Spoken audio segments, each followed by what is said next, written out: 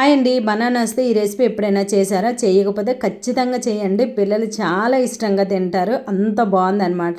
నేనెప్పుడు అరటిపళ్ళు ఫ్రెష్‌గా ఉంటేనే తింటాము. ఒక్కరోజు లేట్ అయినా కూడా మాగిపోయినట్టు అనిపించేస్తాయి కదా! ఆవకే పెట్టేస్తాను. కాకపోతే ఈసారి లలితమ్మ పూజ చేసినప్పుడు ఉన్న బనానాస్ మాత్రం ఫ్రెష్‌గా ఉన్నాయి. వెంటనే ఈ రెసిపీ అయితే చేశాను.